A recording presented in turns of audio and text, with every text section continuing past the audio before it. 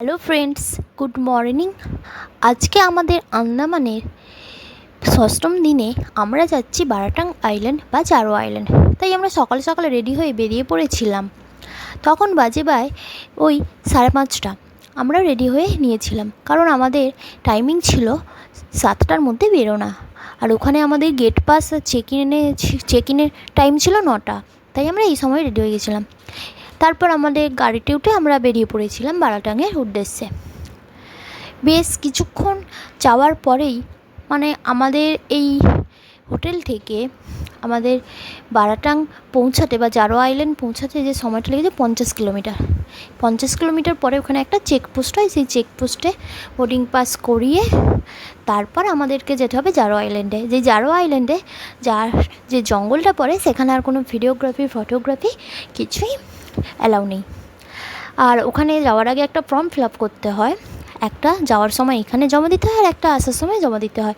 সেইখানে স্পষ্টই লেখা আছে এখানে যদি কোনো রকম ফটোগ্রাফি ভিডিওগ্রাফি করা হয় তাহলে জেল হতে পারে 7 বছর থেকে 8 বছরের মতো, আর 10,000 টাকা জরিমানা হতে পারে। তাই এই জায়গাটা কেউই ভিডিওগ্রাফি ফটোগ্রাফি করে না। এটা পুরোপুরিদের জারোয়াদেরই আইল্যান্ড। আর সম্ভবত এখানে জারোয়া যদি ভাগ্যে থাকে দেখাও মিলতে পারে আপনাদের। দেখুন, আমরাও এখানে প্রায় চলে এসে আপনাদের যে ফর্মটা আমি দেখাবো এই ফর্মটাই এখানে ফিল আপ করতে হয়। এই ফর্মটাই ফিল আপ করে এখানে দিতে হয়। আর এখানে লেখা আছে সমস্ত কিছু।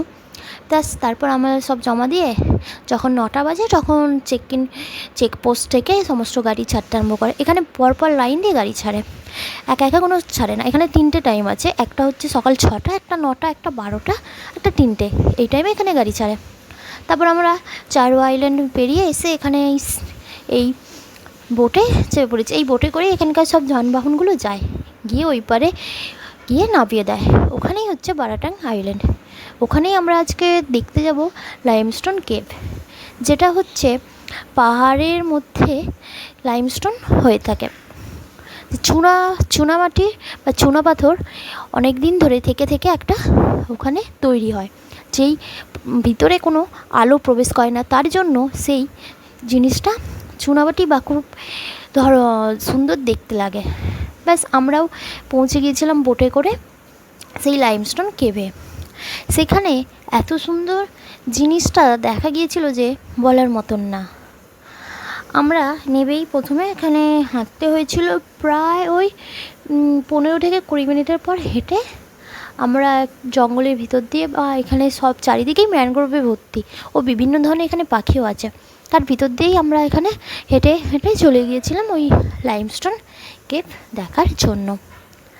আর এই লাইমস্টোন কেভকে মনে মনে ইমাজিন করলেই বিভিন্ন ধরনের শেপে দেখা দিতে পারে, যেমন হচ্ছে গণেশের মূর্তি বা জেলিফিশ কিংবা কোনো মানবদের শরীরের হাড়, সব এই রকম ইমাজিন করলেই এখানে বোঝা যায়। ব্যাস আমরাও দেখুন চলে এসেছি লাইমস্টোন কেভের প্রায় কাছাকাছি।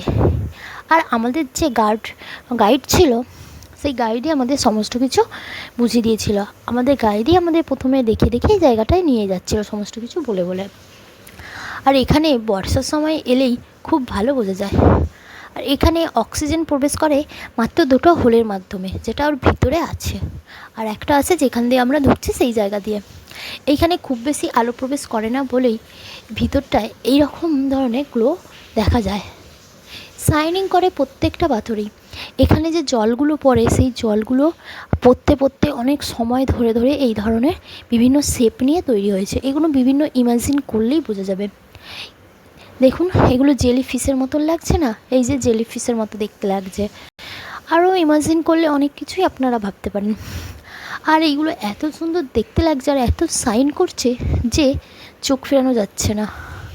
আর এখানে এইটা দেখুন, ওপর দিয়ে শুরু হয়েছে আর যে ড্রপগুলো নিচে পড়েছে সেখান থেকে এই গঠনটা শুরু হয়েছে। এইভাবেই আমাদের গাইড সমস্ত কিছু আমাদের বুঝিয়ে দেখাচ্ছিলো এবং বলছিল। ব্যাস লাইমস্টোন কেভে আমরা কিছুটা সময় কাটিয়ে, আর এই যে দেখুন এইখান দিয়েই যে ফোঁটা জলগুলো পড়ছে, অনেক সময় নিয়ে এই ফোঁটাগুলো আটকে এই ধরনের শেপ নিচ্ছে। ব্যাস আমরাও লাইমস্টোন কেভ দেখে নিয়ে আমরাও বেরিয়ে এসেছিলাম এইখান থেকে। তারপর আবারও আমরা সেই একইভাবে ফিরে গিয়েছিলাম আমাদের জারো আইল্যান্ডের উদ্দেশ্যে। একই রকম এখানে যাতায়াত একই অবস্থা। অবশ্য এখানে ব্রিজ তৈরি হচ্ছে, যেটা আশা করা যায় কিছু বছরের মধ্যে রেডি হয়ে যাবে, তাহলে এই ধরনের আর বোটে করে এখানে আসতে হবে না। আর এখানে আমাদের সময় লেগে গিয়েছিলো পুরো একটা দিন। এখানে যেতে হলে একটা দিনই পুরো সময় লেগে যায়। আর এখানে আসার সময় যতটা সহজ হয়েছিল, ওঠার সময় আরও বেশিই কষ্ট লাগছিল। যাই হোক, আমরা আবারও ফিরে গিয়েছিলাম আমাদের বোটে করে আবারও সেই বারাটাং আইল্যান্ডে বা জারোয়ার দ্বীপে এসে গিয়েছিলাম। আর এই যে যাওয়ার সময় এখানে যে জায়গাটা, সেটা অসম্ভব রকমের সুন্দর। চারিদিকে ম্যানগ্রোভে ভর্তি গাছ, তার মাঝখান দিয়ে এরকম বোট যাচ্ছে, অসাধারণই সুন্দর লাগছিল। দেখুন, আমরা প্রায় চলেই এসেছি আমাদের ওই জারোয়া আইল্যান্ডে। আর জানেন, এই জারোয়া আইল্যান্ডে যাওয়ার সময় আমরা এখানে বিভিন্ন ধরনের জারোয়া দেখেছি। আসার সময় হয়তো সেরকমভাবে দেখতে পারিনি, কিন্তু যাওয়ার সময় আমরা বেশ কিছু জারোয়া এখানে দেখেছি। কিছু জারোয়া রাস্তার সামনে ওপরে দাঁড়িয়েও আছে, আর কিছু জারোয়া তাদের শিকার করেছে, সারাদিনে যে শিকার করতে গেছিলো সেগুলো নিয়ে তাদের বাড়ি ফিরছে। আর ওদেরকে দেখতে যেন সাধারণ মানুষেরই মতো, জাস্ট গায়ের রঙটা একদম কুচকুচে কালো, আর মাথায় চুলগুলো স্প্রিংয়ের মতো কতকটা, আর পোশাক আশাক সাধারণ মানুষের মতনই ওরা পরে আছে। দেখে বোঝাই যাবে না যে এরা জারোয়া বলে। জাস্ট শরীরের রঙটা একটু খুবই কালো, আর একটা শরীর থেকে সাইন করছে। ওরা ওদের মতো রাস্তা দিয়ে চলে ওদের বাসস্থানে যাচ্ছিলো, আমরাও আমাদের চলে যাচ্ছিলাম। ওরাও আমাদের কোনো ডিস্টার্ব করেনি, আর আমরাও ওদেরকে দেখে জাস্ট চলে যাচ্ছিলাম। আর আমাদের ড্রাইভার দাদাও এখানে দেখালো ওদের যে বাড়িগুলো তৈরি করে থাকে সেই বাড়িগুলো। আর এটাও বলছিল অনেক বছর আগে নাকি ওরা এখানকার যে পুলিশ চেকপোস্ট আছে সেখানে কিছু পুলিশদের কিছু পুরোহিতদেরও মেরেছিল, কিন্তু সময়ের সাথে সাথে সবাই সে যার কাজে আবার হয়ে গেছে। আর এখানে জানেন, ওদেরকে কোনো রকম খাবার দেয়া বারণ আছে, তাই কেউ কিছু এখানে খাবারও দেয়নি। কিন্তু আমরা খুব সামনে থেকেই এই জারোয়াদের দেখেছিলাম, এবং ওরাও আমাদের দেখছিল। যাওয়ার সময় অতটা না দেখলেও আসার সময় অনেকই দেখেছি, কারণ ওরা কেউ রাস্তা পার হচ্ছিল, আমাদের গাড়ি সেই সময় দাঁড়িয়ে পড়েছিল, তাই খুব ভালোভাবেই ওদের দেখা গেছে। এরপর আমরা আমাদের হোটেলে পৌঁছে গেলাম, কারণ আমাদের কালকে ছিল ফ্লাইট, আমরা আবার নিজেদের বাড়িতে পৌঁছে যাব। আর এই ভিডিওটা যদি আপনাদের ভালো লেগে থাকে, অবশ্যই চ্যানেলটিকে একটি লাইক, কমেন্ট এবং সাবস্ক্রাইব করে নেবেন।